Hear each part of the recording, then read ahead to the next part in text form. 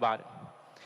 Alhamdulillah, bersyukur kita kepada Allah Subhanahu Wa Taala kerana dapat berhimpun pada malam ini mengumpulkan para ulama yang saya muliakan, sahib samaha Datuk Mufti, barisan div-div kehormat, hadirin dan hadirat sekalian. Assalamualaikum warahmatullahi wabarakatuh.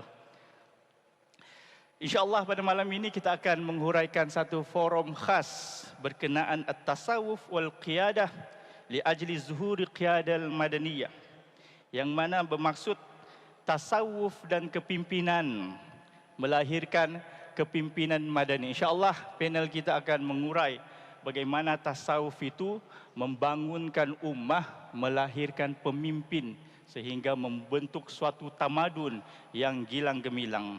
InsyaAllah 3 soalan saya huraikan kepada 3 panel kita. Kalau sempat, kalau tidak 2 soalan. Kalau mahu buka soalan pun kita sediakan, tapi bergantung tertakluk kepada masa kita insyaAllah. Sebelum saya memulakan forum khas, izinkan saya untuk berpantun. Ilmu tasawuf sufi, ilmu yang inti, mengenal diri, lebih mengerti, supaya hati tidaklah mati, redha ilahi itulah yang dinanti.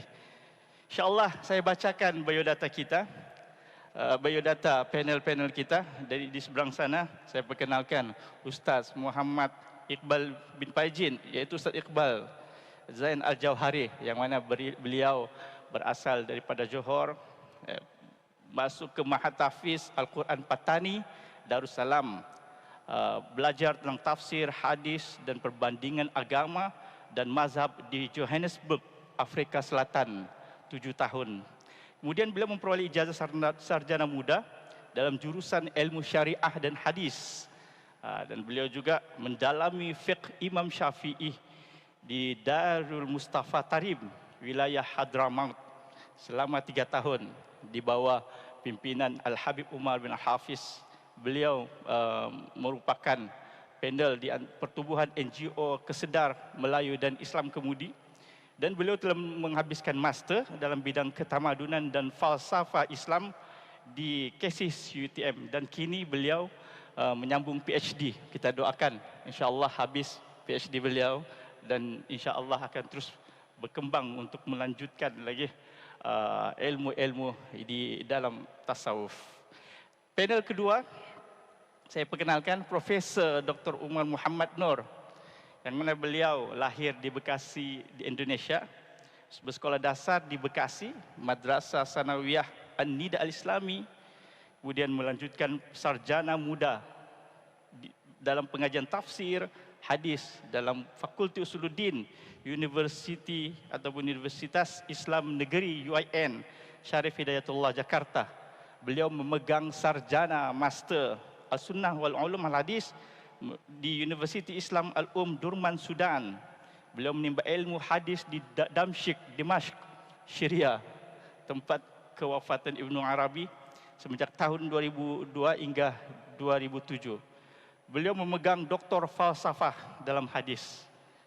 Assalamualaikum doktor, insyaAllah. Seterusnya kita perkenalkan insan yang kita datangkan daripada Indonesia, seorang ulil amri, taraf ulama dan sebagai pemimpin, iaitu Profesor Dr. Kiai Ali Mashkur Musa. Ahlan wa sahlan doktor. Profesor Dr. Ali Mashkur Musa, atau dikenali sebagai Cak Ali, merupakan tokoh nasional dalam dunia politik dan keagamaan di Indonesia yang menjadi mudir Ali Jathman, badan yang penting dalam menjaga tasawuf di Indonesia. Merupakan dosen di Fakultas Ilmu Sosial dan Politik Universitas Jember. Kemudian memegang Master Ilmu Sosial dan Politik dan pegang PhD, Doktor Falsafah dalam ilmu politik dari sudut Islam. Terjun ke politik, sebab itu beliau merupakan ulil amri yang berilmu ulama dan umara ada sekarang dengan kita.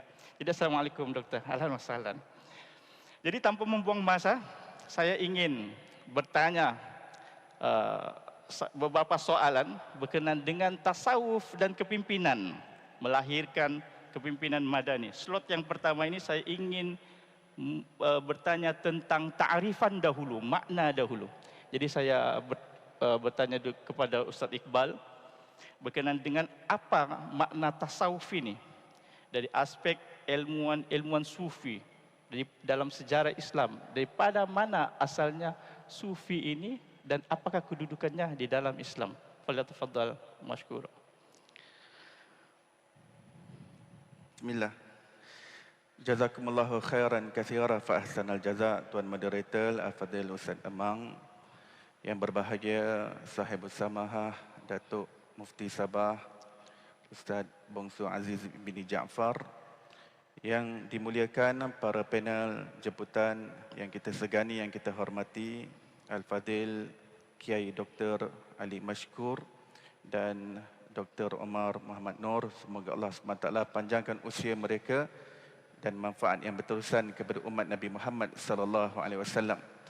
Sidang hadirin hadirat muslimin muslimat yang dirahmati dan diberkati Allah Taala sekalian, berbicara berkenaan dengan perkembangan ilmu tasawuf dalam sejarah Islam. Ianya mempunyai sebuah sejarah yang panjang, perkembangan ilmu tasawuf. Walhasil, ilmu tasawuf telah diletakkan oleh para ulama ahli sunnah wal jamaah sebagai ilmu yang bersifat fardu ain untuk dipelajari. Dia bukan sekadar fardu kifayah yang boleh diwakilkan kepada orang lain. Kalau orang lain dah belajar, kita terlepas. Tidak. Tasawuf adalah salah satu daripada ilmu yang fardu ain. Ianya adalah 3 ilmu seperti mana yang disebutkan oleh Imam Ghazali dalam kitabnya dan juga Imam Nawawi dalam kitabnya yang berjudul Al-Maqasidul Hisan, yang mengatakan ada 3 ilmu yang wajib ke atas setiap individu Muslim untuk mempelajarinya. Yang pertama ilmu akidah, yang kedua ilmu fiqh, dan yang ketiga ilmu tasawuf. Dan kita sedang berbicara tentang ilmu tasawuf. Perkataan tasawuf itu mungkin kita tidak dapati ketika zaman Rasulullah sallallahu alaihi wasallam. Ianya seperti ilmu-ilmu yang lain, ada nama ilmu itu tidak wujud pada zaman Rasulullah sallallahu alaihi wasallam. Akan tetapi tidak terdapatnya istilah nama sesebuah ilmu pada zaman Rasulullah, ianya bukan sebuah pertikaian. Contohnya ilmu tata bahasa Arab dipanggil sebagai ilmu nahwu, ilmu saraf dan juga ilmu balaghah. Ini tidak ada pada zaman Rasulullah sallallahu alaihi wasallam nama-nama istilah itu. Akan tetapi ia digunakan pakai secara meluas dan diterima oleh para ulama akan istilah nama ilmu nahwu. Begitu juga dengan ilmu usul fiqh, begitu juga dengan ilmu mustalah hadis. Nama-nama ilmu itu tidak ada pada zaman Rasulullah sallallahu alaihi wasallam. Akan tetapi seiring dengan perkembangan ilmu pengetahuan, Nabi sallallahu alaihi wasallam mengatakan dalam hadisnya yang sabdaannya bermafhum bahawa aku tidak diketahui antara umatku mana yang lebih baik, di awalnya kah ataupun di akhirnya kah. Kan umatku adalah seperti hujan, tidak tahu manfaatnya lebih pada awalnya ataupun akhirnya. Para ulama hadis mensyarahkan hadis ini, mengatakan bahawa setiap umat Nabi Muhammad sallallahu alaihi wasallam yang datang di awal permulaan Islam dan juga yang datang di kebelakangan Islam, mereka saling mendokong, membantu, saling melengkapi dan saling menguatkan. Yang mana ulama mengatakan bahawa pada awal permulaan Islam, para ulama memperkukuhkan ilmu riwayah, memperkukuhkan ilmu sanad, memperkukuhkan ilmu-ilmu yang menjadi dasar dalam Islam. Kemudian ilmu di kebelakangan mereka bekerjasama dalam melengkapkan, dalam memberikan syarahan dan memberikan huraian yang terperinci. Dan begitulah apa yang terjadi dengan ilmu tasawuf. Walaupun perkataan ini tidak ada pada zaman Rasulullah sallallahu alaihi wasallam, tetapi ia telah menjadi sebuah disiplin ilmu yang lengkap yang telah dikhidmati oleh ramai ulama muktabar sepanjang zaman. Dan subhanallah, yang mengkhidmati ilmu tasawuf, maksudnya memberikan karangan-karangan, yang memberikan sumbangan untuk memperkukuhkan ilmu tasawuf sebagai disiplin ilmu yang muktabar, yang berotoriti dalam keilmuan Islam. Dan mereka terdiri daripada pelbagai bidang yang memberi khidmat kepada ilmu tasawuf, ada yang datang daripada latar belakang kekuatan ilmu tafsir, ada daripada kalangan muhaddisin, ada daripada kalangan fuqaha, ada daripada kalangan usuliyun, ada daripada kalangan nahwiyun dan pelbagai bidang. Mereka semua mengakui dan mengiktiraf ilmu tasawuf yang merupakan disiplin ilmu yang muktabar. Dan dalam sejarah perkembangan, kalau kita lihat pada zaman Rasulullah SAW, walaupun nama tasawuf tidak ada, tetapi ulama menyatakan ianya lebih terkenal dengan ilmu khusyuk. Rasulullah SAW bersabda, "Awwalu syai'in yurfa'u min hadhil ummah al-khusyuk." Perkara pertama yang diangkat daripada umat ini adalah al-khusyuk. Sayyidina Ubadah ibnu Samit radhiyallahu anhu mengatakan yang dimaksudkan dengan khusyuk di sini adalah ilmu khusyuk.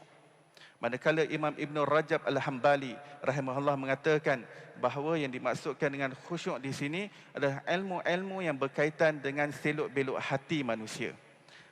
Ilmu yang menyebabkan hati manusia mengenal Allah Subhanahu Wa Taala, mengenal sifat-sifatnya, mentauhidkan Allah dengan secara hakikatnya dalam jiwa manusia, dan timbul rasa takut, rasa gerun, cinta, rindu, asyik, tawakal, bersandar hati kalbu itu kepada Allah Subhanahu Wa Taala. Dan inilah apa yang disebutkan dengan ilmu tasawuf.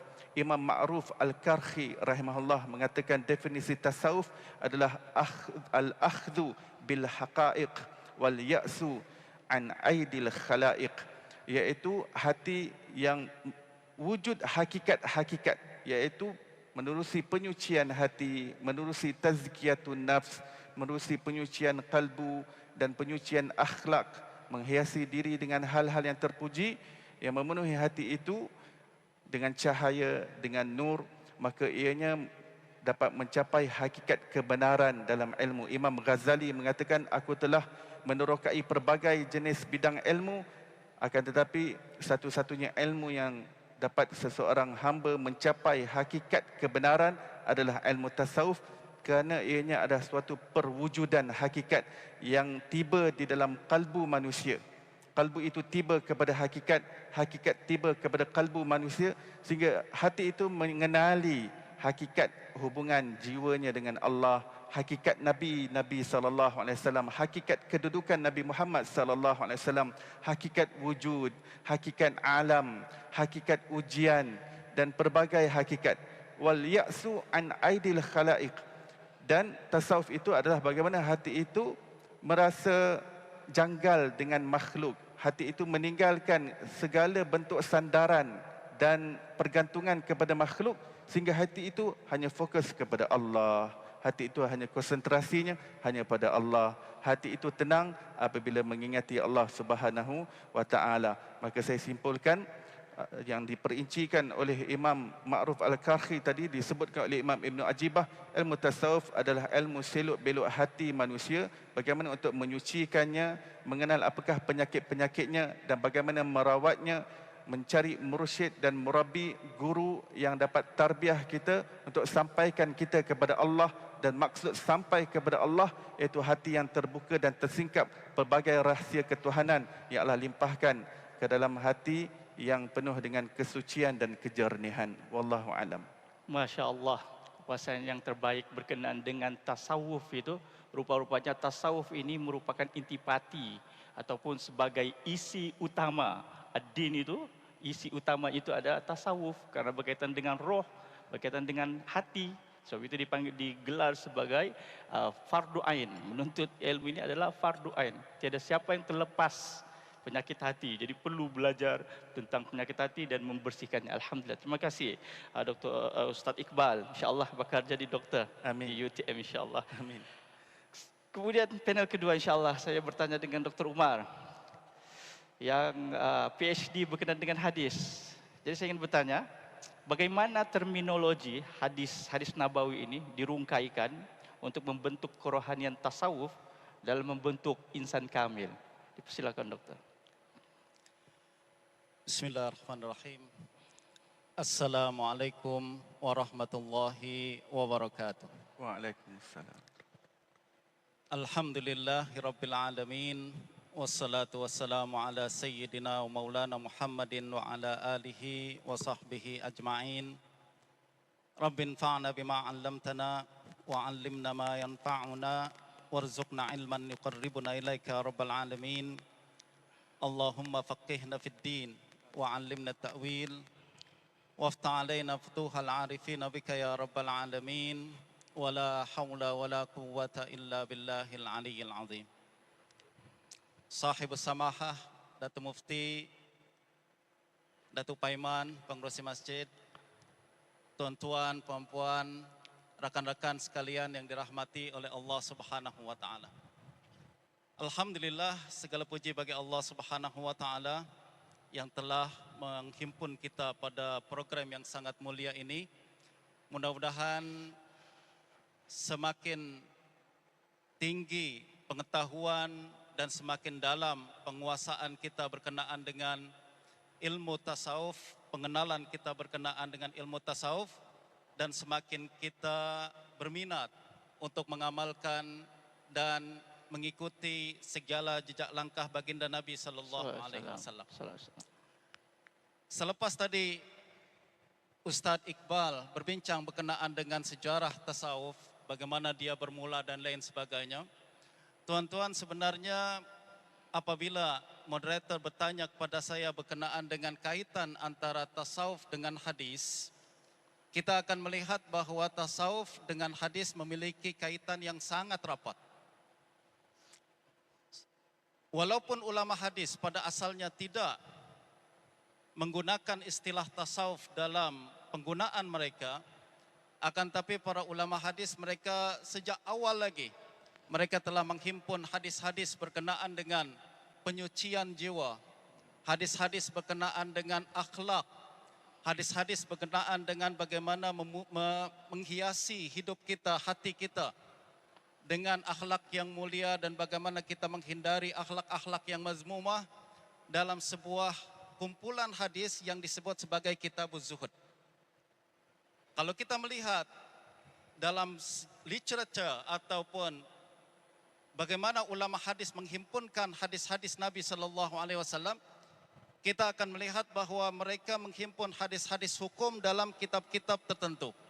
Biasanya kita sebut sebagai ahadisul ahkam. Mereka juga menghimpun hadis-hadis berkenaan dengan tafsir dalam kitab-kitab tertentu.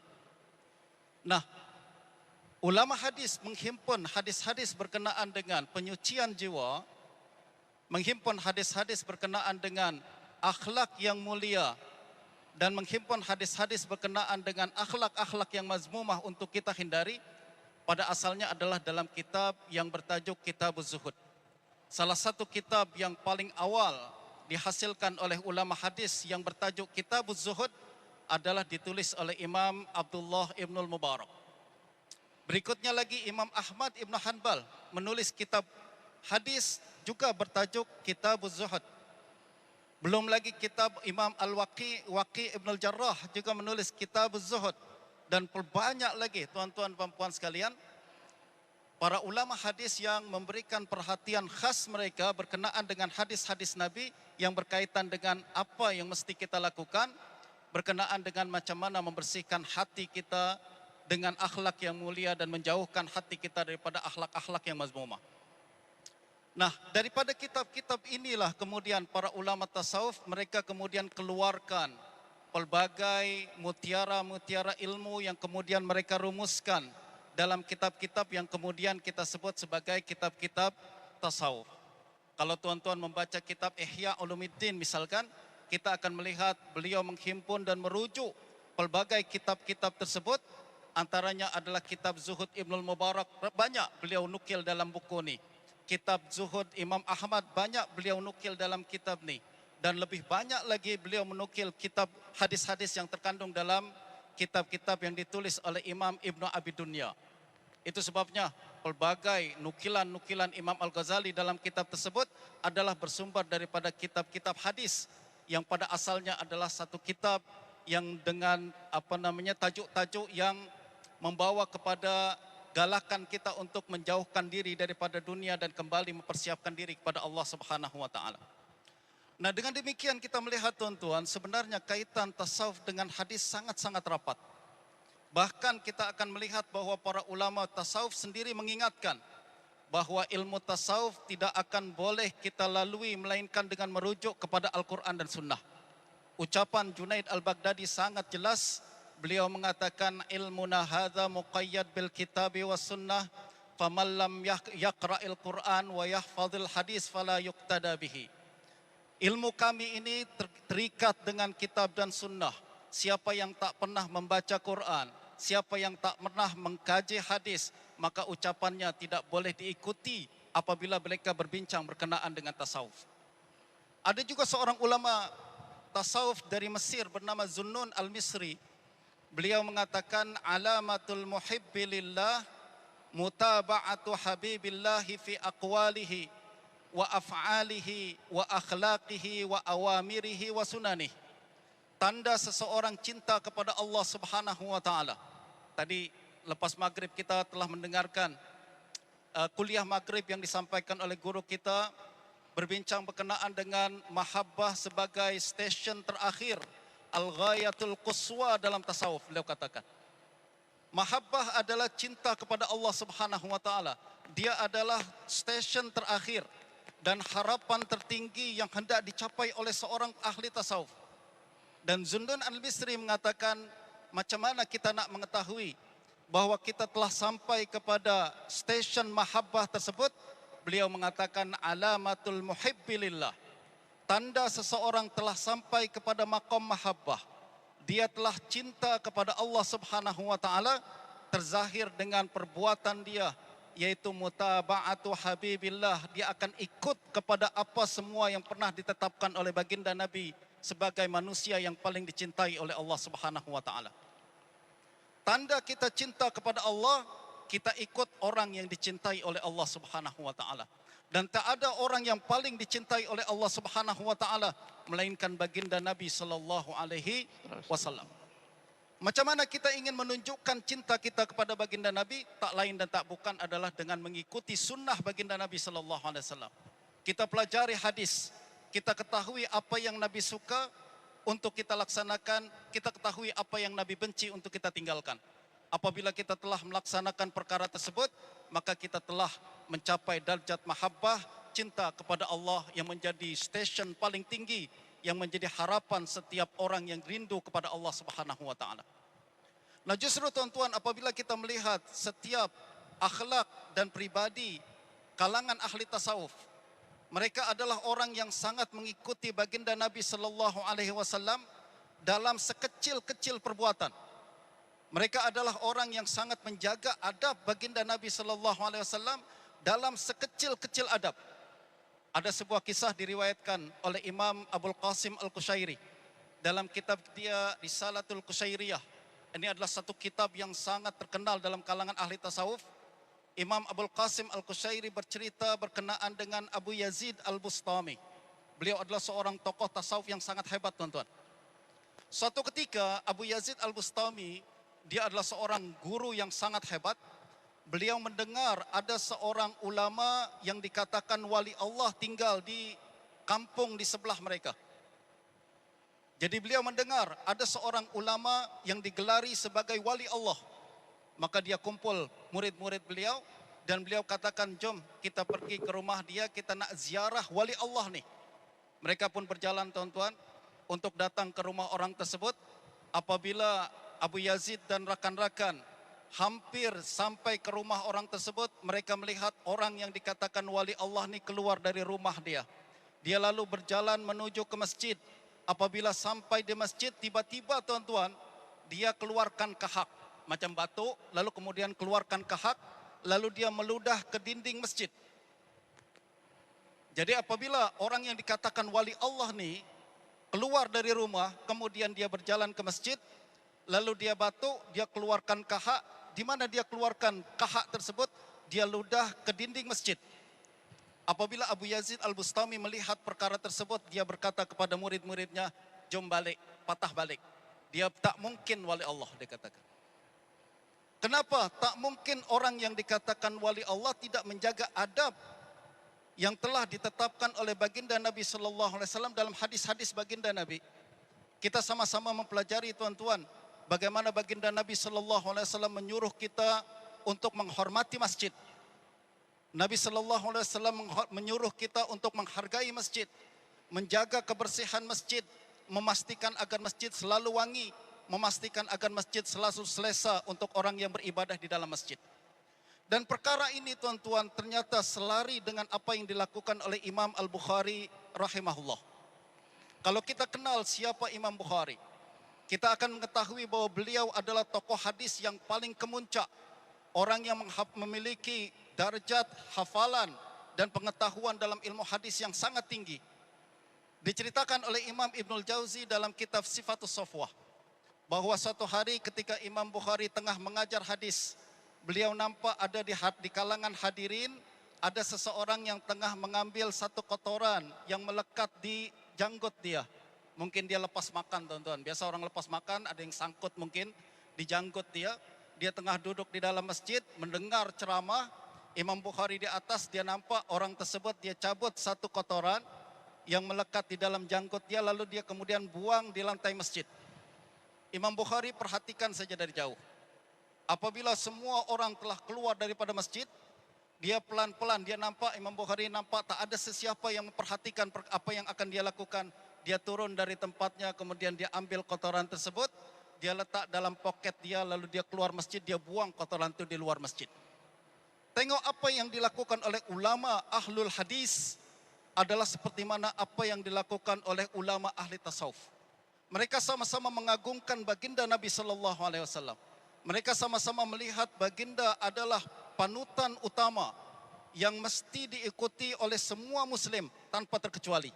Sehebat apapun kita, setinggi apapun makam kita, akan tapi apabila kita gagal dalam melaksanakan setiap adab yang telah diajarkan oleh baginda Nabi sallallahu alaihi wasallam, maknanya kita telah gagal dalam membuktikan bahwa kita mengikuti tasawuf yang sebenar-benarnya. Dan dengan demikian tuan-tuan, apabila kita berkenaan dengan tasawuf, kita akan melihat bahwa ilmu ini sebenarnya bukan ilmu yang asing daripada tradisi para ulama kita. Tak ada pertentangan antara ahli tasawuf dengan ahli hadis. Ahli hadis sebagai penjaga wahyu, menjaga hadis-hadis baginda Nabi sallallahu alaihi wasallam, mereka juga adalah orang-orang yang sangat menjaga adab kepada baginda Nabi. Mereka juga adalah orang yang sangat menjaga kehormatan dan syiar Islam. Itu sebabnya salah satu sifat Imam Ahmad bin Hanbal radhiyallahu anhu, beliau adalah setiap kali mendengar ada seorang yang soleh datang ke satu negeri, beliau akan suruh anaknya untuk datang berziarah dan ambil barakah daripada orang tersebut. Dia akan suruh anaknya untuk datang jumpa. Dia katakan dia akan galakkan anaknya kenal dengan orang saleh, kenal dengan orang saleh. Satu hari tuan-tuan, ada orang berkata kepada Imam Ahmad, wahai Imam, ada seorang ahli tasawuf nih. Adakah orang tersebut alim dalam ilmu ataukah tidak? Apa kata Imam Ahmad? Indahu ra'sul ilm. Dia mungkin dalam fiqh tak berapa hebat. Dia mungkin dalam hadis tak berapa hafal. Tapi dia memiliki ra'sul ilm. Dia memiliki kemuncak ilmu. Apa dia kemuncak ilmu? Khasyatullah, takut kepada Allah Subhanahu wa taala. Dan hakikat takut kepada Allah dihargai oleh Imam Ahmad.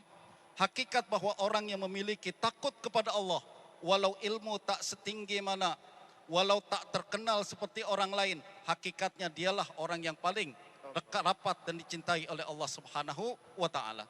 Dengan demikian mudah-mudahan dengan mengetahui kedekatan dan kerapatan ahlul hadis dengan ahli tasawuf ni, semakin kita mencintai ilmu tasawuf, pada masa yang sama kita mencintai hadis-hadis dan ilmu sunnah baginda Nabi sallallahu alaihi wasallam. Sallallahu alaihi wasallam. Alhamdulillah, syukran doktor. Dr. Umar telah menguraikan bahawa tasawuf itu sebenarnya mutaba'atun Nabi, mengikuti Rasulullah sallallahu alaihi wasallam. Tidak sampai kita kepada Allah tanpa melalui akhlak Nabi, melalui hadis-hadis Rasulullah sallallahu alaihi wasallam. Demikian ilmu tasawuf perlu melalui syariat untuk memasuki tarikat sehingga memahami hakikat sebenar, kita mengenal ma'rifatullah, ma'rifat kepada Allah Subhanahu wa taala. Jadi syukran doktor. Saya terus beralih kepada Dr. Kiai Ali Mashkur.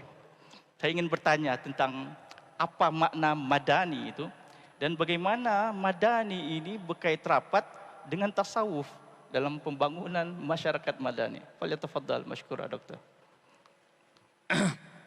Assalamualaikum warahmatullahi wabarakatuh. Bismillah, alhamdulillah. Allahumma salli ala sayyidina Muhammad wa ala alihi washabihi. A'udzubillahi minasyaitonir rajim. Ya ayyuhalladzina amtaqullah wa kunu ma'as-shadiqin, amma ba'd. Al-Mukarram Mufti Sabah yang saya hormati, para alim, para ulama, para kiai, para syekh, para datuk. Saya akan melanjutkan apa yang disampaikan oleh Ustadz Iqbal dan Prof. Umar. Beliau, kalau boleh saya rangkum di ujung, di dalam konteks pengalaman kita bertasawuf dari sisi perintah disampaikan oleh beliau tadi, oleh Ustadz Iqbal, fardu ain hukumnya ketika seseorang harus membersihkan jiwa, dan membersihkan jiwa itulah cara kita rujuk ilallah. Karena makosid kita, kororoh asliyun hakikiyun kita itu adalah kembali pada Allah. Karena dunia ini adalah sekedar mangzilah. Kalau kita tahu bahwa memang yang fardu ain dan yang kita akan tuju padalah Allah adalah akhirat, maka dengan demikian dasar hukumnya apa yang disampaikan oleh Prof. Umar tadi. Karena memang tidak ada satupun dalil yang melarang, bahkan memerintahkan agar kita bertasawuf. Karena tasawuf itulah yang melakukan dua hal, yaitu tazkiyatun nafas, pembersihan jiwa kita, dan yang kedua adalah tasfiyatul qalbi, yaitu membeningkan mata hati kita. Jadi kalau dasar hukumnya sudah tahu fardu ain, kemudian yang menyangkut tata cara tujuannya sudah disampaikan dan baik, bagaimana kita menciptakan masyarakat, sebuah community, citizenship, masyarakat yang ada di dunia ini, khususnya di serumpun ini, harus menjalankan apa yang disebut dengan tasawuf amali. Sekarang banyak orang yang tasawuf falsafati, banyak. Orang ahli tasawuf, mengkaji tasawuf banyak. Kemudian orang mengatakan tidak perlu tasawuf, yang penting akhlakinya. Yang penting saya akhlaknya, adabnya. Oh, tidak bisa, karena namanya falsafati di satu sisi, ya, akhlaki di sisi yang lain harus dilakukan dengan amali yang hakiki, yaitu intinya kita harus mengamalkan tasawuf sebagai proses untuk muraqabah wa muqarrabah illallah minallah ma'allah billah dan sebagainya. Itu hanya bisa dilakukan kalau kita mengamalkan tasawuf, mengamalkan thariqah. Karena itu para puan-puan, para tuan-tuan, sungguh kita berbahagia apabila kita semua yang hadir dan juga keluarga kita itu menjadi pengamal tasawuf, pengamal thariqah di dalam kehidupan sehari-hari ini. Karena dengan berthariqah inilah para tuan-tuan dan puan-puan yang terhormat, satu tahalli kita akan lakukan. Pengosongan diri kita, al-fana di dalam diri kita, la ilaha illa ma'buda illallah. La itu adalah nafi, tidak ada dunia, tidak ada kekuasaan, tidak ada kepentingan. Kemudian akal kita tunjukkan la ilaha, ketika kita zikir nafi isbat itu, maka akal kita tafakkur bahwa kita ada ini karena Allah. Dengan demikian orang yang tafakur disebutkan at-tafakkaru sa'ah khairum min alfi ibadatus sama. Karena apa? Kualitas kita sudah tinggi, yaitu melakukan tafakur terhadap keberadaan Allah. Nah, dengan cara itu Bapak Ibu sekalian, kita baru bisa tajalli di dalam kehidupan kita sehari-hari. Jadi dengan demikian saya ingin menyatakan Tahalli, tajalli hanya bisa kalau kita lakukan bertorikoh, bertasawuf, dan bertorikoh, bertasawuf itu adalah fardu ain hukumnya, dan itulah yang kita bisa mencapai derajat apa yang disampaikan oleh Tuan Guru tadi sebelumnya, ya, dan juga oleh Prof. Umar tadi adalah al-mahabah fil akhiril maqamah. Ujung dari makomat itu adalah mahabbah. Apa maksudnya? La ilaha illa, akhirnya yang kedua apa? Mahbuba illallah. Tidak ada yang satupun yang aku cintai dalam hidup ini adalah Allah. Lah, mahbuba inilah yang disebut dengan al-mahabatu asasul ma'rifah. Hanya orang yang mahabbah kepada Allah itulah yang bisa mencapai derajat ma'rifatullah. Jadi tidak mungkin seseorang akan mengetahui terhadap seseorang kalau tidak diawali dengan kalau tidak didahului dengan mahabbahnya lebih dulu. Nah, saya di ujung dari apa yang disampaikan beliau berdua, maka yang harus kita lahirkan adalah menciptakan, namanya adalah al-hadarah al-madani. Peradaban yang madani untuk apa? Bersenyawa dengan kewajiban kita bertorikoh dan mendapatkan mahabbah untuk menuju Allah tadi. Tidak mungkin seseorang akan melahirkan sebuah pengamalan torikoh, satu sisi.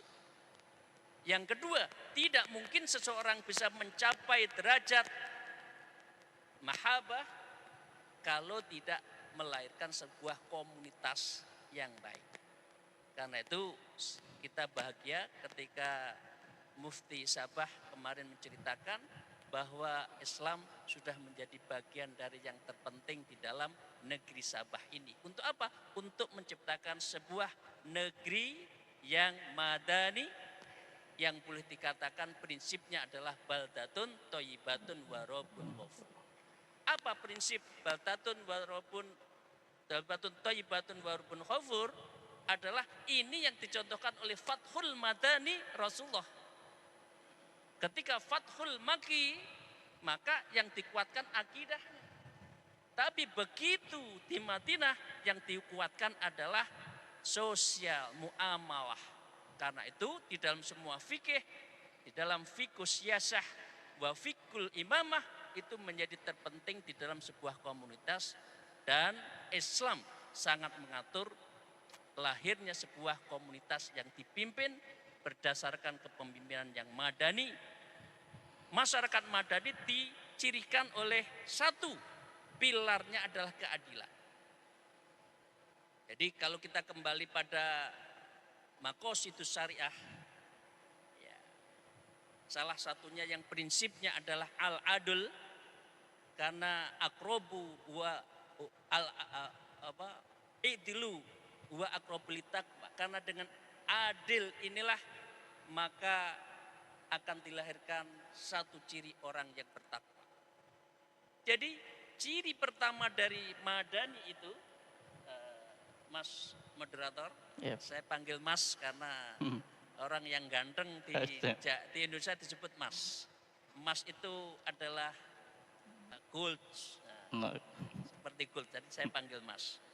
Yang kedua adalah berprinsip pada ilmu pengetahuan. Islam, ini saya kembalikan, tidak benar kalau orang tasawuf menjadi orang jahil. Orang tasawuf adalah yang mengedepankan akal juga. Karena akal dan kolbun itu harus senyawa. Imam Ghazali mengatakan al-kolbun kal malik wal aklun kal wazir. Nah, antara malik dan wazir harus bersenyawa. Jadi dengan demikian ilmu pengetahuan adalah dasar untuk menciptakan sebuah masyarakat tamadun. Yang kedua adalah economic society, menciptakan sebuah masyarakat yang ekonominya bagus. Jadi orang yang tidak mempunyai komitmen keekonomian, Ya tidak mungkin orang bisa melahirkan akhirat. Jadi dunianya harus baik juga. Akhirnya baik. Jadi tidak benar kalau orang yang tasawuf menjadi orang yang harus selalu di puncak gunung, yang tidak punya apa-apa. Tapi prinsipnya menurut Imam Ghazali adalah ad-dunya fil yadi. Dunia itu cukup di pergelangan tangan, tidak usah dimasukkan di dalam hati. Meskipun kita kaya, meskipun kita punya kekuasaan, meskipun jadi presiden atau menteri, cukup di pergelangan tangan. Yang keempat adalah akhlak mulia. Innama bungistu liutammima makarimal akhlak. Itulah yang disebutkan di dalam prinsip al-adabu fauqal ilmi. Adab itu di atas ilmu. Ciri yang keempat. Ciri yang kelima adalah at-ta'awun. Jadi tidak ada satu masyarakat di dalam masyarakat yang tamadud yang tidak tolong menolong. Karena ini ta'awun adalah prinsip dari ajaran Islam. Yang besar menghormati yang kecil takdim kepada yang besar memberikan pada yang kecil, dan tidak boleh kekayaan itu hanya berputar di sekitar orang itu saja. Jadi kalau ditanya oleh Mas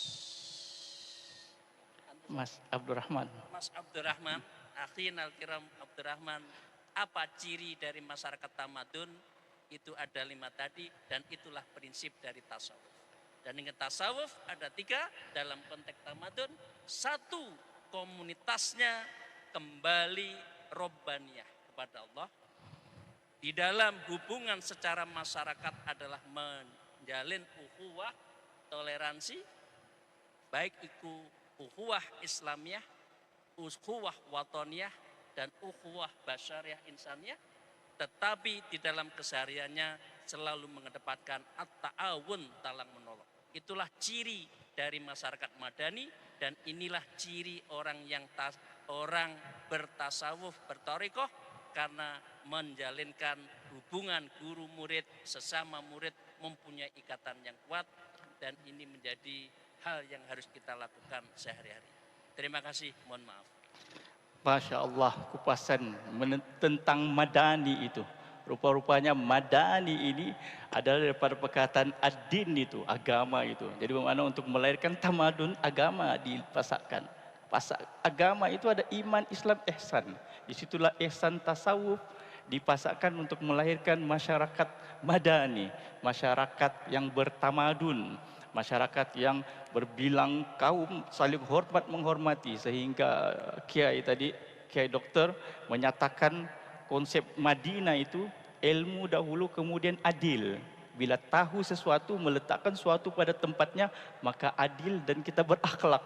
Bila berakhlak, kita beradab, sehingga proses ta'awun sosial masyarakat akan saling hormat menghormati. Ini yang melahirkan masyarakat Madinah, ataupun yang masyarakat yang bertamadun. Karena Madinah itu daripada perkataan tamadun. Syukran Kiai. InsyaAllah pusingan yang kedua tadi berkenaan dengan ta'rif, berkenaan dengan madani, berkenaan dengan tasawuf, berkenaan dengan hadis Nabi Muhammad SAW.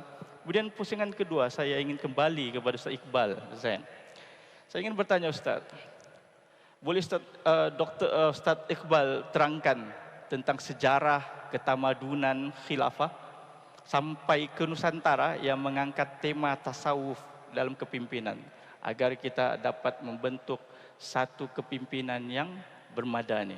Falyatafaddal Ustaz. Bismillahirrahmanirrahim. Suatu fakta yang tidak dapat disangkal lagi bahawa Islam tiba di alam Melayu kita menerusi kedatangan para ulama-ulama sufi, dan Islam tersebar di kalangan masyarakat alam Melayu kita adalah menerusi perkembangan ilmu tasawuf yang dibawa oleh ulama sufi, lalu menghidupkan dan menyemarakkan, lalu menyuburkan ilmu pengetahuan yang lain-lain seperti tafsir, seperti ilmu hadis, ilmu fiqh, ilmu bahasa Arab dan lain-lain. Akan tetapi pijakan ataupun akar tunjang yang mendasari kepada perjuangan dakwah para ulama sufi, ianya seiring dengan perkembangan ataupun penyebaran ilmu tasawuf sehingga ianya menjadi identiti ataupun ianya menjadi suatu jati diri di kalangan masyarakat Melayu. Mereka diasuh, mereka ditarbiah, mereka dididik di bawah akhlaknya para ulama-ulama sufi. Dan apabila kita melihat perkembangan ilmu tasawuf yang berlaku sepanjang sejarah Islam, ia telah memberikan impak yang besar di dalam kepimpinan. Sejak daripada zaman Rasulullah SAW, para nabi-nabi, kemudian tasawuf yang wujud di kalangan sahabat Nabi SAW, hakikat tasawuf yang ada pada kalangan tabi'in, kemudian generasi seterusnya tabi'un tabi'in, kemudian generasi demi generasi sepanjang 14 abad, 14 kurun ini, kita akan dapati mereka daripada kalangan pemerintah ataupun pemimpin ataupun ulama yang banyak memberikan impak kepada masyarakat adalah mereka yang berlatar belakangkan ilmu tasawuf. Mereka yang berlatar belakangkan kesufian. Mereka yang berlatar belakangkan tarikat.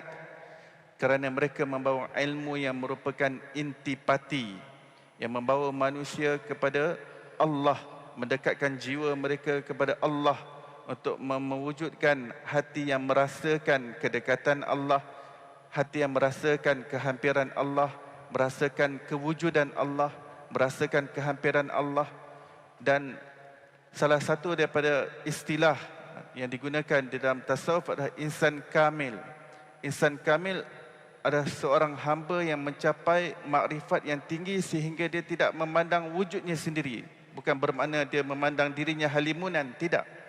Akan tetapi fokusnya begitu tertumpu kepada Allah Subhanahu Wa Taala sehingga dia melahirkan seorang khalifah Allah yang benar-benar menggantikan Allah di atas muka bumi ini untuk menyebarkan sifat-sifat rahmah, untuk menyebarkan sifat kasih sayang, untuk menyebarkan apa yang disebut sebagai kecintaan, keadilan, kesaksamaan dan sebagainya. Kerana itu para ulama mengatakan apabila disebut khalifatullah sebagai khalifah Allah, bermula daripada Nabi Adam dan anak cucu cicit Nabi Adam yang mempunyai sifat dan juga akhlak yang betul dan selari, mereka layak untuk menjadi khalifah Allah Subhanahu Wa Taala. Dan disebut khalifah, apakah yang dimaksudkan dengan khalifah Allah?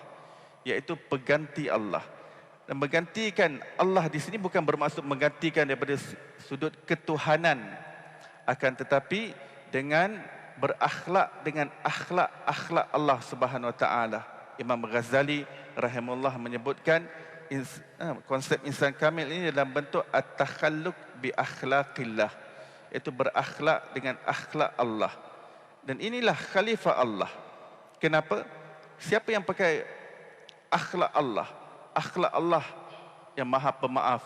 Apabila khalifah Allah dia mengetahui dia perlu sebarkan makna dan hakikat kemaafan di dunia ini, dia akan mudah memaafkan dan lepas pandang kesalahan dan kesilapan orang lain.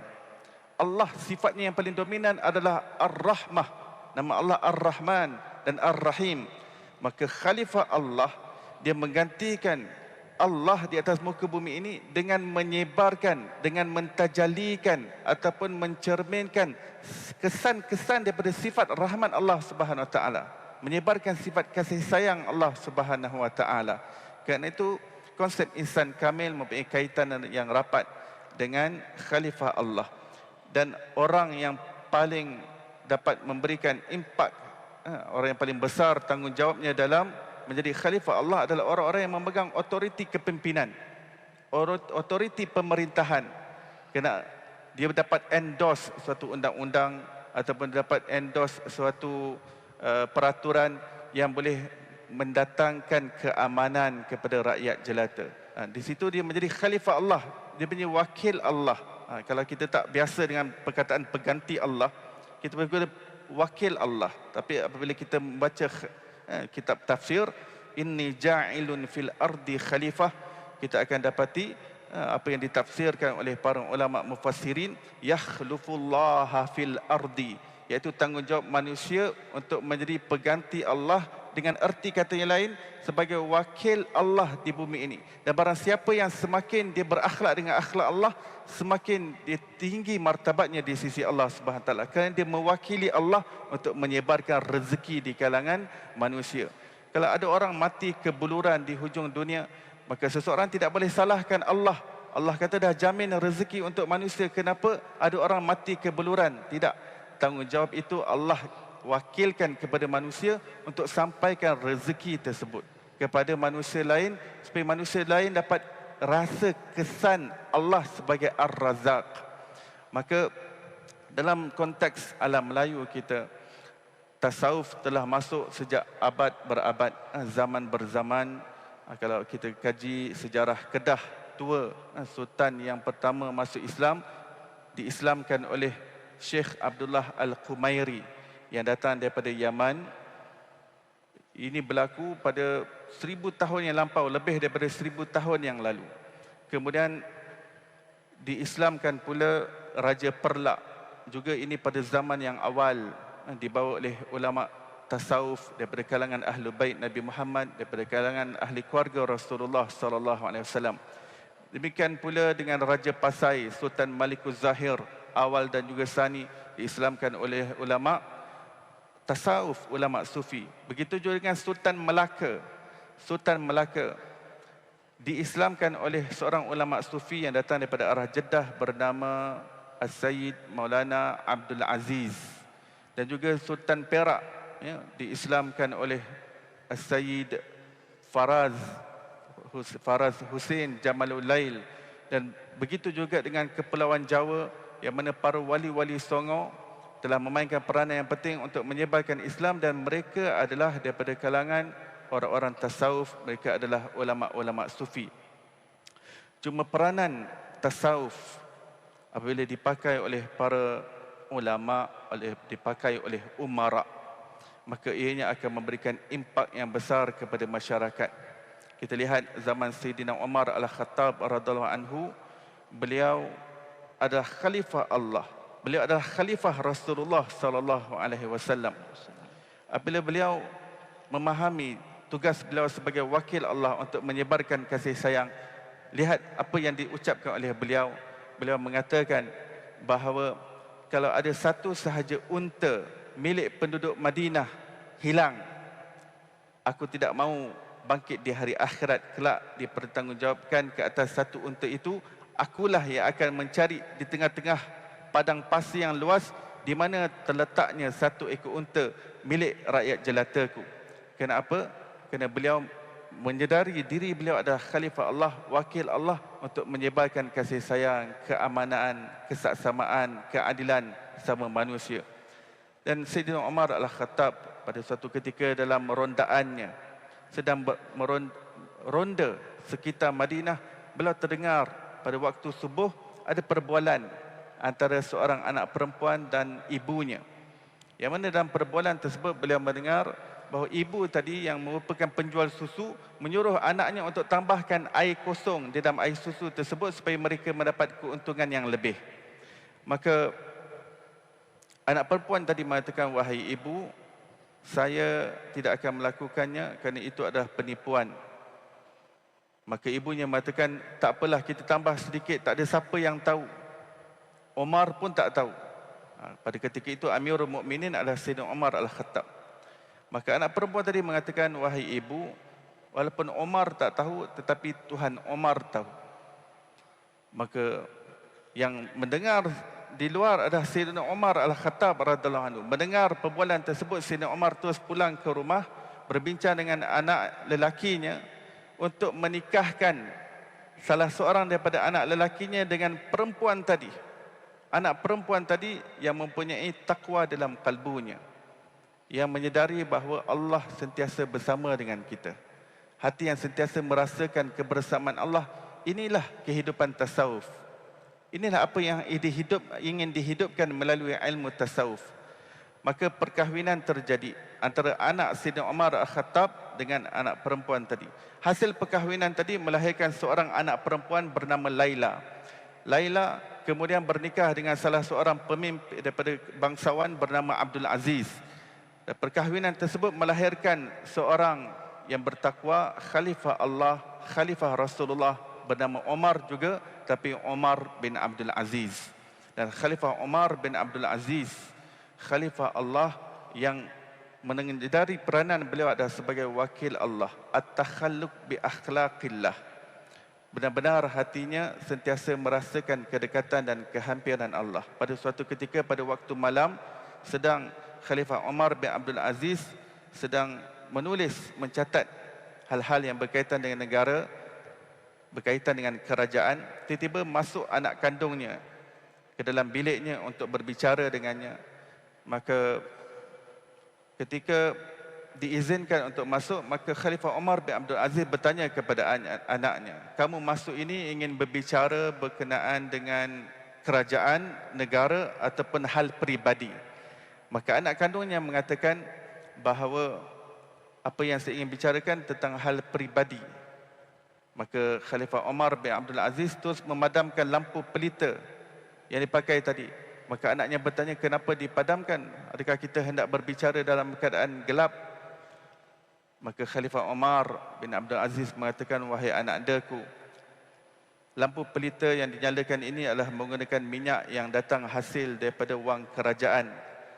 Dan kamu hendak berbicara denganku dengan hal peribadi dan bukan hal kerajaan. Aku tidak ingin bangkit di hadapan Allah SWT kelak kerana menggunakan wang hak kerajaan, wang rakyat untuk kita berbicara tentang hal peribadi. Dan akhirnya, inilah Khalifah Allah, Sibghatullah. Kalau kita tak jumpa perkataan insan kamil di dalam Quran dan hadis, tapi ulama mengeluarkan dasarnya daripada Quran. Sibghatullah, wa man ahsanu minallahi sibghah.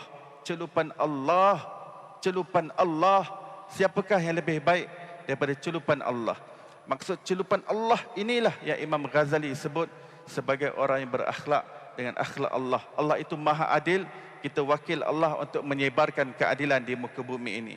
Allah itu maha cinta, kita wakil Allah untuk menyebarkan cinta di muka bumi ini.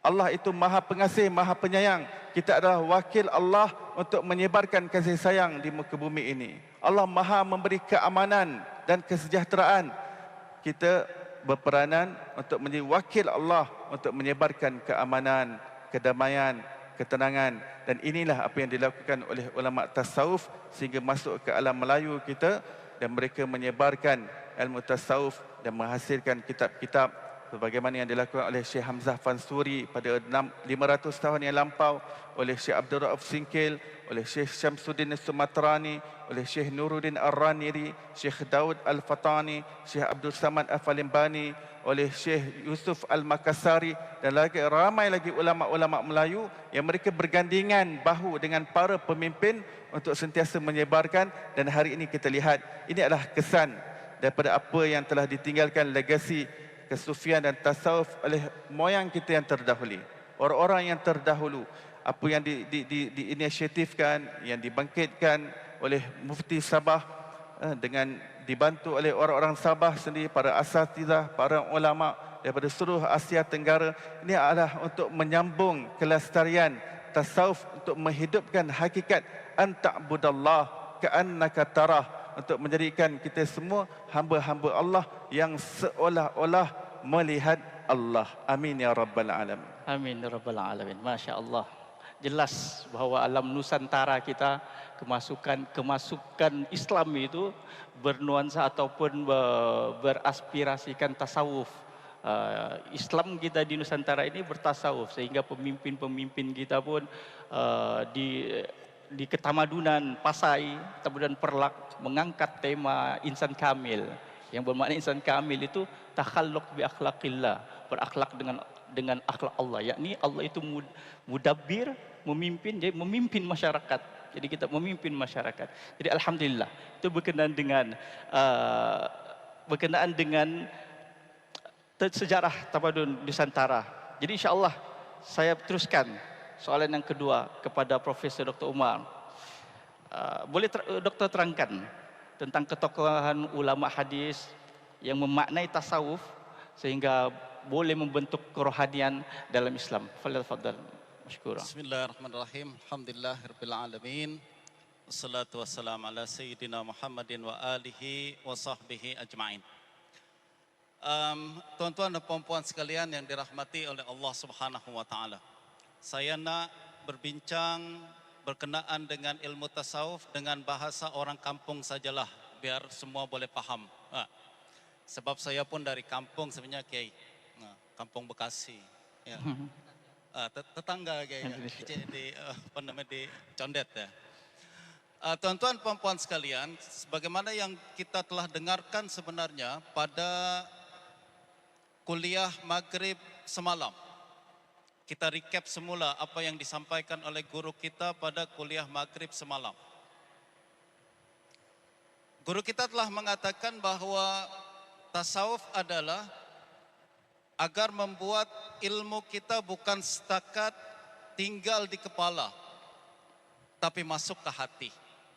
Orang yang belajar tuan-tuan ilmu agama, tapi dia tak amalkan tasawuf, dia akan jadi orang cerdik dan pandai. Mungkin. Itu pun kalau dia betul-betul cerdik. Orang yang belajar ilmu agama,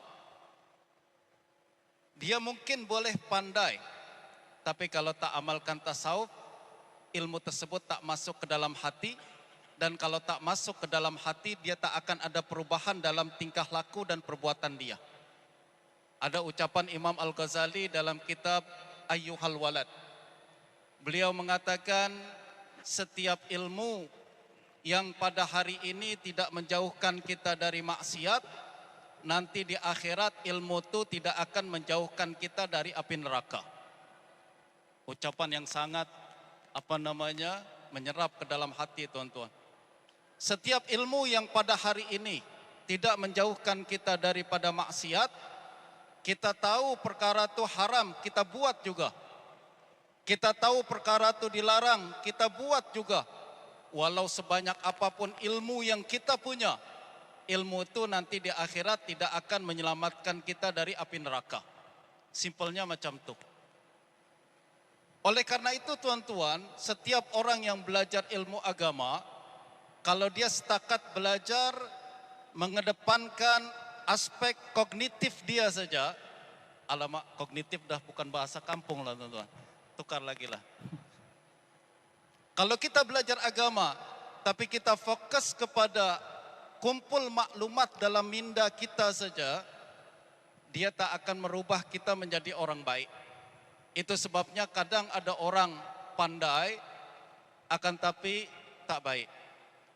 Orang punya ilmu yang sangat banyak, akan tapi dia tetap menjadi orang yang jahat. Nah, berbincang berkenaan dengan ilmu tasawuf dan hadis, tuan-tuan, perkara itu tetap berlaku juga. Kalau kita perhatikan, ulama-ulama hadis pada zaman dahulu, terutamanya adalah para imam-imam yang mencapai darjat hufaz dalam ilmu hadis, tuan-tuan ya. Orang yang mencapai darjat hufaz, dia adalah kemuncak dalam ilmu hadis. Orang yang mencapai darjat hufaz ini tuan-tuan, mereka selalu ingatkan bahawa ilmu bukan setakat awak hafal hadis saja. Ilmu adalah apabila hadis tersebut awak amalkan. Justru ada ucapan Imam Ahmad bin Hanbal, beliau mengatakan sahibul hadis indana man yasta'milul hadis.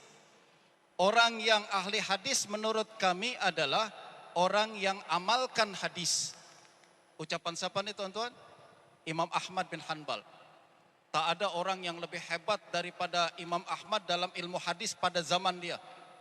Selepas itu baru datang Imam Bukhari, Muslim, itu pun Imam Bukhari dan Muslim adalah murid-murid yang dididik oleh Imam Ahmad bin Hanbal.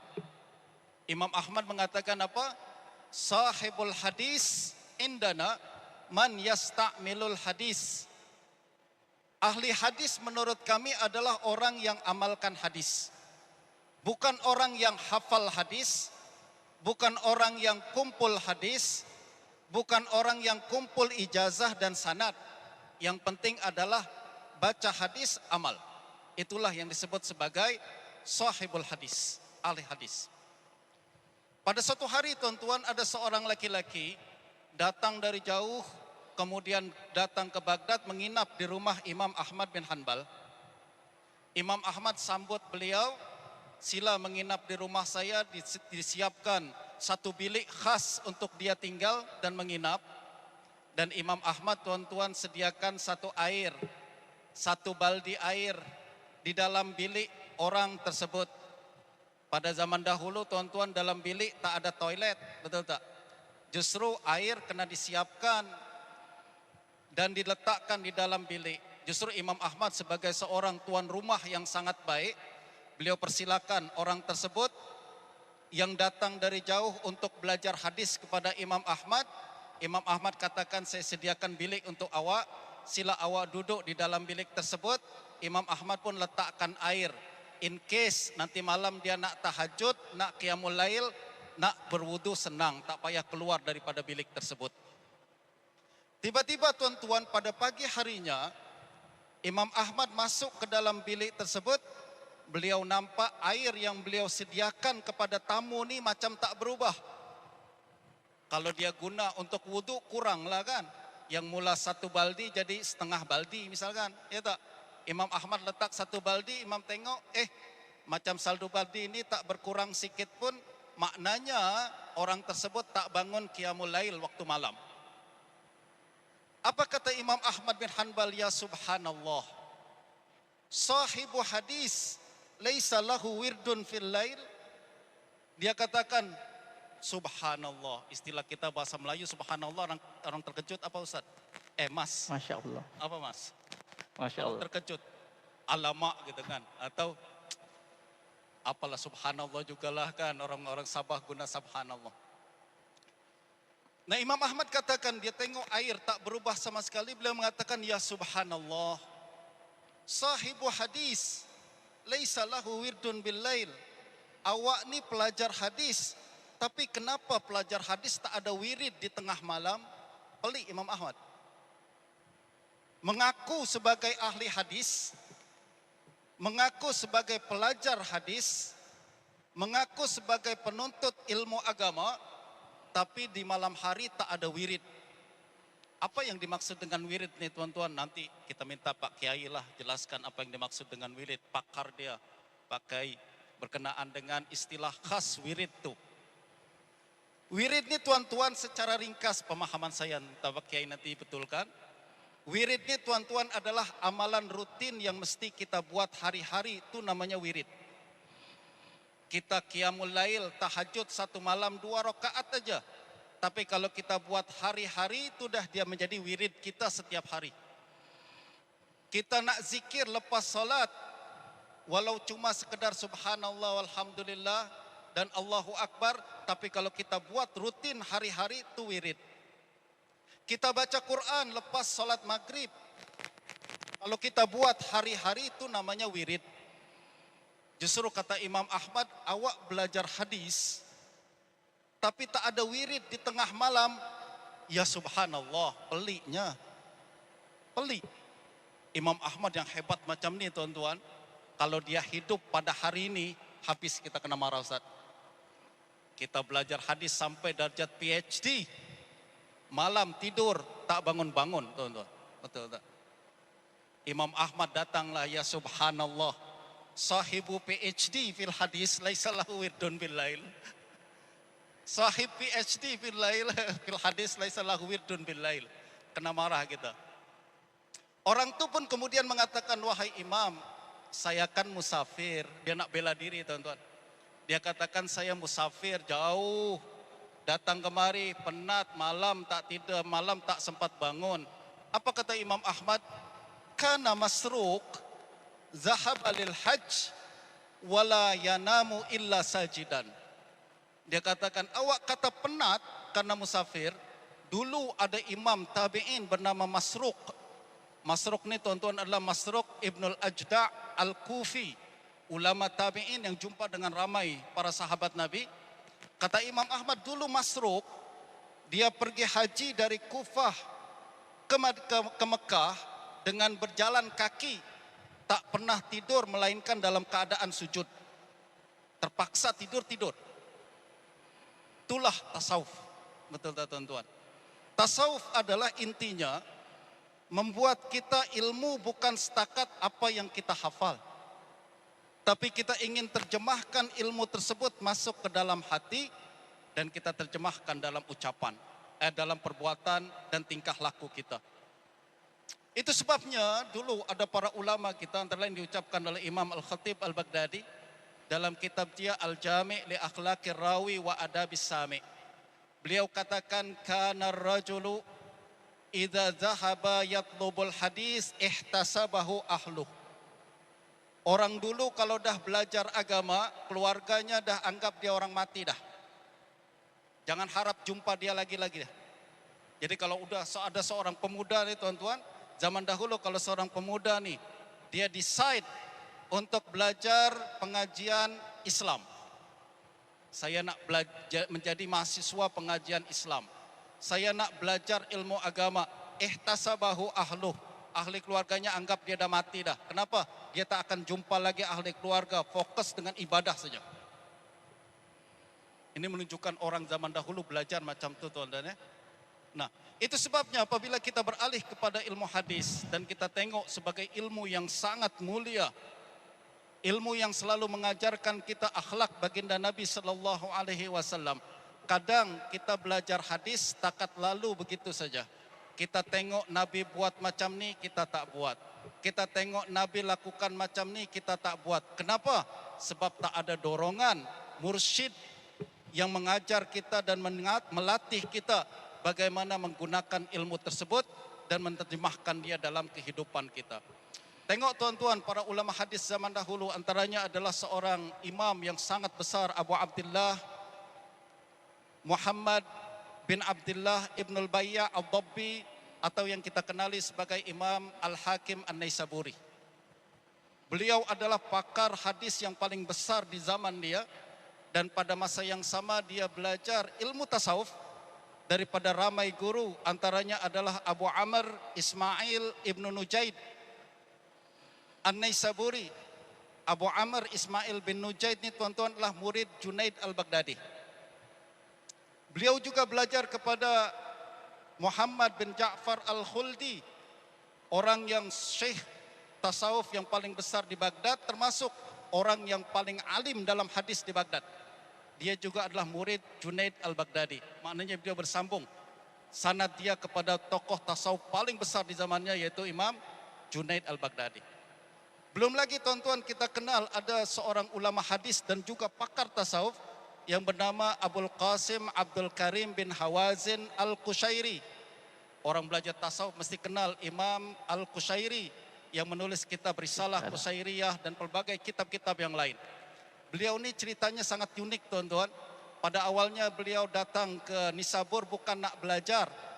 Ayah dia suruh dia pergi ke Nisabur untuk belajar macam mana nak mengolah tanah untuk jadikan ladang dan kebun. Akan tapi apabila beliau berlalu di hadapan majlis seorang ulama tasawuf bernama Abu Ali Ad-Daqqaq, beliau tertarik dengan ucapan Abu Ali, akhirnya duduk di hadapan Abu Ali dan belajar dengan bimbingan Abu Ali Ad-Daqqaq. Abu Ali Ad-Daqqaq ni tuan-tuan, beliau belajar tasawuf daripada Abu Nasr, Abul Qasim An-Nasr Abadi, dan Abul Qasim An-Nasr Abadi adalah murid Abu Bakar Ash-Shibli. Ash-Shibli adalah murid Junaid Al-Baghdadi, kembali kepada Junaid Al-Baghdadi lagi. Itu sebabnya kita selalu ulang-ulang, tarekat kita adalah tarekat Syekh Junaid Al-Baghdadi, sebab beliau adalah seorang tokoh tasawuf yang muktabar pada zaman itu. Dan beliau merupakan maha guru untuk tokoh-tokoh tasawuf, termasuk ahli hadis yang mengambil tarekat tasawuf daripada murid-murid Junaid Al-Baghdadi. Kenapa Imam Hakim nak ambil tasawuf dan tarekah daripada tokoh-tokoh ni? Sekali lagi tuan-tuan, ilmu yang kita punya kalau tidak diiringi dengan keinginan untuk membersihkan diri menerusi tasawuf, maka dia tidak akan merubah kita menjadi lebih baik. Dia hanya sekedar maklumat yang tidak akan merubah kita menjadi mukmin yang lebih dekat kepada Allah Subhanahu wa taala. Sebagaimana ucapan Imam Al-Ghazali, saya ulang semula, setiap ilmu yang di dunia tidak menjauhkan kita daripada maksiat, tidak membuat kita rajin ibadat, di akhirat nanti tidak akan menyelamatkan kita daripada neraka dan tidak akan membuat kita masuk ke dalam syurga. Mudah-mudahan boleh difahami. Wassallallahu ala Muhammadin wa alihi wa sahbihi ajma'in. Alhamdulillah, kupasan Profesor Dr. Umar yang menyatakan bahwa ilmu tasawuf itu bukan di akal tetapi di hati, kerana hati ini merupakan pusat pusat manusia itu. Jadi pembersihan kerohanian inilah yang dipanggil sebagai tasawuf yang melahirkan kepimpinan. Jadi saya beralih kepada Dr. Kiai Ali Mashkur berkenaan dengan kepimpinan. Bolehkah Doktor terangkan bagaimana kepimpinan tasawuf ini dapat membentuk masyarakat madani seperti yang berlaku kepada zaman Empire Utsmaniyah ataupun Empire Saljuk, ataupun bagaimana kepimpinan tasawuf ini boleh melahirkan masyarakat yang bertamadun. Falyatafaddal mashkur. Terima kasih. Bismillahirrahmanirrahim. Allahumma shalli ala sayyidina Muhammad wa ala alihi washabihi. Saya menyimak dari panelis Ustadz Iqbal dan Prof. Umar tadi. Kemudian kita bawa kepada satu leadership al-imamah yang tamadun, yang mendasarkan pada prinsip-prinsip civilization, Madinah Madani tamadun. Saya akan memulai satu pertanyaan. Tidak mungkin satu komunitas tidak ada pemimpin. Karena pemimpin syurujul ummah dan dialah yang harus mengambil keputusan hendak kemana masyarakat ini harus dituju. Tentu satu kata yang kita tuju adalah Allah. Nah, ketika moderator mempertanyakan bagaimana masyarakat kepemimpinan tamadun di dalam konteks masyarakat di era modern ini, maka kita akan kembali kepada the classical society, masyarakat klasik yang ditujukan oleh Rasulullah Sallallahu Alaihi Wasallam. Prinsip yang pertama, kepemimpinan tamadun itu tidak bisa dielakkan mendasarkan bahwa manusia diciptakan tiada lain adalah khalifatu fil ard.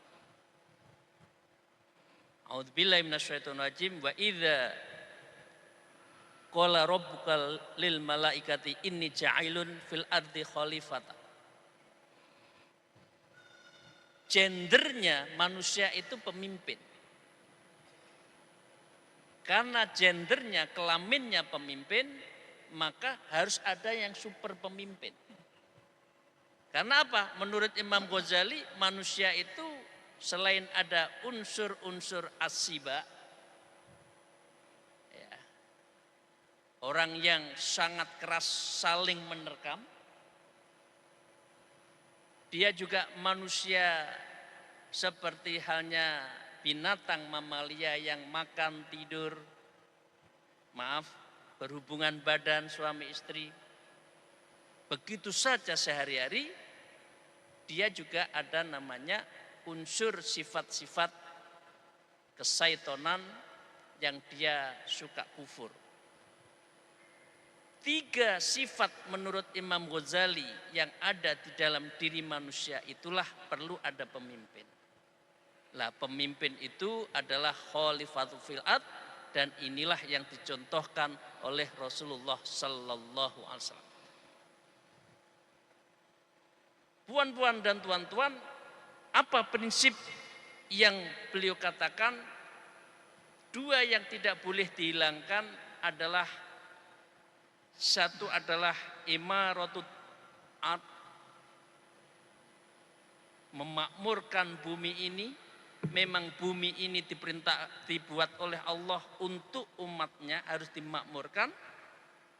Yang kedua adalah imaratul din, dan dia harus menyemarakkan, menghidupkan agama di dalam konteks keseharian. Jadi dengan demikian, kalau orang hubbud dunya, Artinya orientasinya hanya urusan dunia belaka, kemudian tidak ada rem yang dia jadikan untuk menghentikan nafsu-nafsu duniawi itu, maka dia akan menjadi binatang. Tapi ketika mampu menyeimbangkan antara kebutuhan dunia di satu sisi dan didasarkan pada agama imaratuddin di sisi yang lain, maka dia menjadi khalifatul fil ard. Jadi Bapak Ibu sekalian, puan-puan dan tuan-tuan, maka ini pentingnya tasawuf. Untuk apa? Untuk menghilangkan nafsu syaitoniyah, nafsu haywaniyah. Ya. Dan itu yang menjadikan kita serakah. Di dalam kitab Marokil Ubudiyah disebutkan bahwa hubbud dunya ra'sul khoti'ah. Mencintai dunia itu adalah sungguh sumber dari semua yang mendatangkan masalah. Nah, karena itu Bapak Ibu sekalian, dua ini seorang pemimpin harus bisa memberikan kemakmuran atas umatnya, dan yang kedua adalah memakmurkan agama itu sebagai perilaku sehari-hari, dan perilaku sehari-hari itulah yang kita sebut dengan pengamalan tasawuf thariqah ilallah, dan ini menjadi prinsip yang harus ada di dalam diri kita itu. Prinsip kedua, Bapak Ibu sekalian, para tuan-tuan dan puan-puan yang terhormat, maka semua kebijakan seorang pemimpin di dalam masyarakat tamadun adalah tasarruful imam ala ra'yah manutum bil maslah. Kebijakan seorang pemimpin atas kepada ra'iyah, kepada yang dipimpinnya itu, rakyatnya itu harus didasarkan pada untuk kemaslahatan ummah. Nah, maaf saya dari di Indonesia sebagai Jatman adalah NU. NU mengedepankan dalam sebuah prinsip namanya dengan maslahatul ammah. Jadi semua kepemimpinan itu harus maslahatul ammah, misalkan al-adl, al-siddiqu, ya, al-amanah, dan dia harus mendasarkan kepada kepentingan umat. Ammah, bukan kepentingan pribadi dan kepentingan golongan. Bapak Ibu sekalian, puan-puan dan tuan-tuan yang saya hormati, pasti sebuah negara ada penyimpangan, ada fraud, ada penyalahgunaan kewenangan, abuse of power. Mengapa ada tokoh pemerintah yang menyalahgunakan ini? Itu sesungguhnya sudah disindir di dalam Al-Quran. A'udzubillahi minasyaitonir rajim. Fa innaha la ya'mal absar walakinnal absal qulub allati fi sudur. Karena sesungguhnya manusia itu bukanlah yang buta itu penglihatannya. Tahu kok ini uangnya rakyat, ini uangnya teman, ini punyanya saudara, tapi masih diambil juga. Padahal gajinya sudah cukup. Mau mengambil hak orang lain. Mengapa? Itu ada Al-Quran. Walakin akmal qulub, karena hatinya yang buta. Hatinya yang tertutup. Yang disebut tadi adalah qaswatul qulub. Dia tidak ada khusyatullah, tidak ada takut sama sekali terhadap Allah. Padahal ciri dari ilmu yanfa'ah adalah, ilmu nyafi adalah qaswatullah.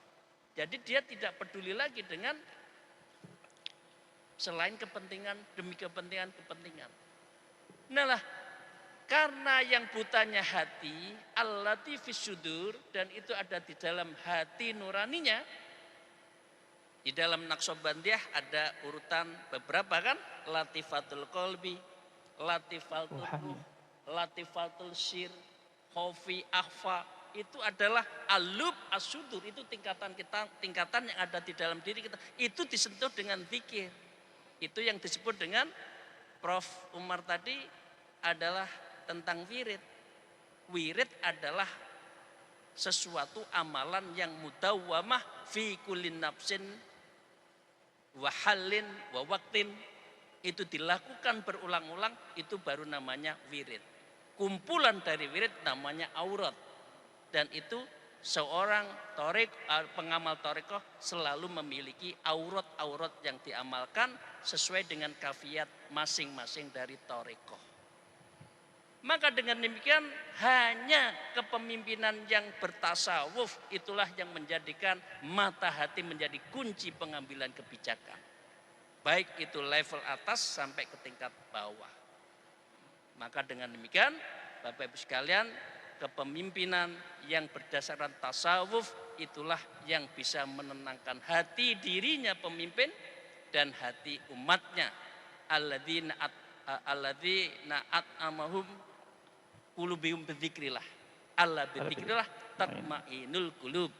Karena hanya dengan berzikir, menyebut nama Allah, itulah hati saya menjadi tenang. Jadi itu prinsip dari kepemimpinan madani. Yang terakhir, boleh disimpulkan kepemimpinan tasawuf di dalam masyarakat madani mempunyai 3 ciri.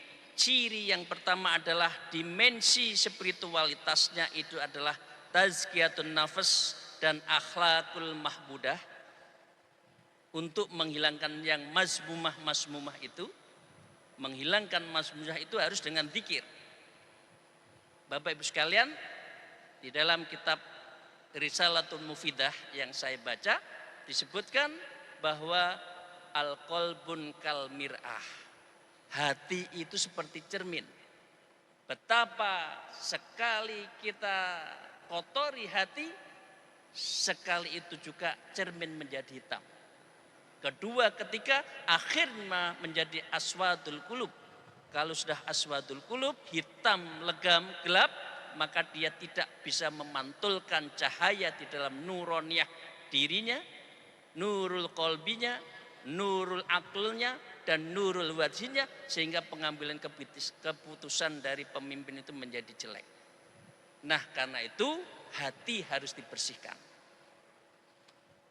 Kalau kita makan, maka piringnya harus dibersihkan. Maka kalau kita salah, kita dosa, hati kita harus dibersihkan dengan zikir dan istighfar serta at-taubat.